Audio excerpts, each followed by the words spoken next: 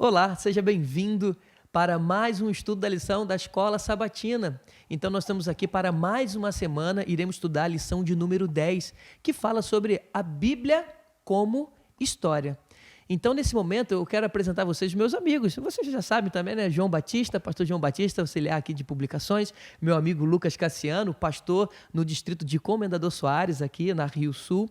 E nesse momento, eu quero te convidar para que possamos juntos analisarmos os pontos que a lição está abordando acerca da Bíblia como história. Mas antes, eu gostaria de pedir que você pudesse, por favor, compartilhar esse link para que outras pessoas também possam se beneficiar com o estudo da Palavra de Deus.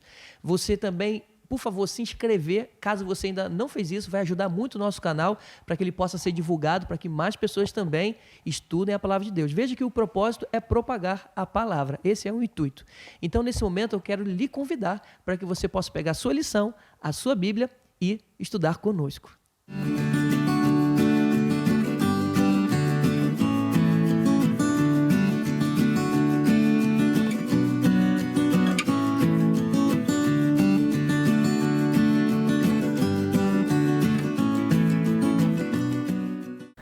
Muito bem, meus amigos, eu quero lhe convidar nesse momento para, juntamente conosco, fazermos uma oração. Então, feche seus olhos e vamos orar.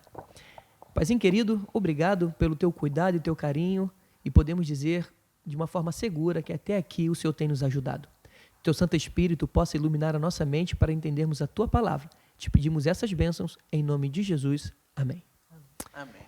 Muito bom, pessoal. Lição de número 10, a Bíblia como história.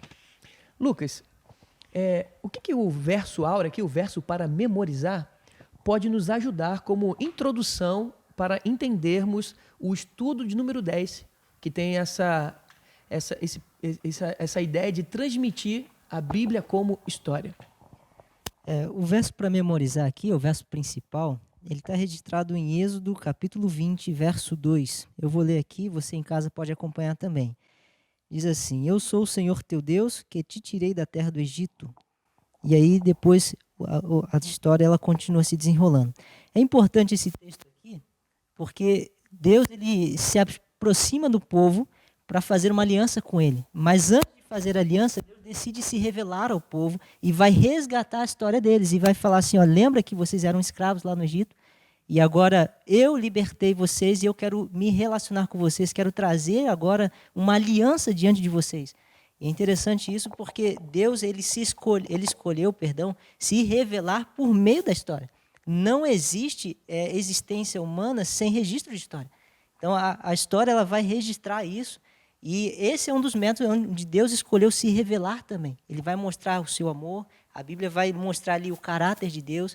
É interessante a gente pensar nisso, porque a gente aqui, no nosso modo ocidental de racionalizar as coisas, a gente sistematiza tudo. A Bíblia ela não tem preocupação de falar assim, primeiro capítulo, existe um Deus, quem é Deus?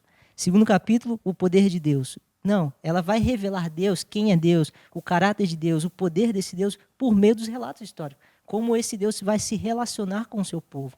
E é interessante a gente observar isso, porque a gente não pode separar esses dois aspectos, a história e a teologia, né? Então é muito importante a gente entender a lição dessa semana, que ela vai resumir isso tudo aí. Interessante, né? Então, conseguimos compreender a Deus e o seu poder por meio da história, né? A ação de Deus na história, a gente consegue compreendê-lo. Interessante.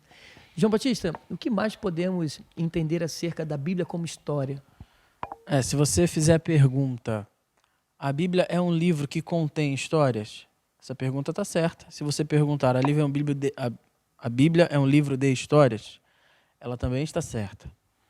Esse fato, o texto foi muito bem escolhido, justamente porque no decorrer de todo o Antigo Testamento, esse episódio ele vai ser lembrado. Todas as vezes que Israel, mesmo depois de milênios, mesmo depois do cativeiro, estava no cativeiro, Deus vai lembrar, da mesma forma que eu te tirei do Egito, eu vou libertar vocês de novo. Ou então ele vai lembrar, da mesma forma que vocês estiveram no Egito, vocês vão voltar para lá de novo. Não literalmente para o Egito, mas para um cativeiro. Então o marco histórico ele é muito importante. Existe, é lógico, linhas de pensamento, escolas críticas, né, a gente costuma chamar assim, que querem desassociar a história da Bíblia, justamente justificando que nem tudo que contém na Bíblia ou está na Bíblia é um fato histórico em si. mas foi uma forma de pensar ou de enxergar do autor daquele episódio. E isso é muito preocupante porque a teologia da Bíblia ela é construída através de uma narrativa, de uma história. Muito bem colocado pelo Lucas. Quando você desassocia ou separa a história dessa narrativa, né, ou desses eventos, você desassocia, você perde os ingredientes. A Bíblia, como foi muito bem dito, não é um livro assim que trabalha com texto prova. Nós estamos muito acostumados a isso. Nós vamos lá e perguntamos para a Bíblia: eu devo matar? E existe um verso que diz: não matarás. Muito bem. Mas nem todos os questionamentos da vida são respondidos assim pela Bíblia. Na verdade, a maioria não são.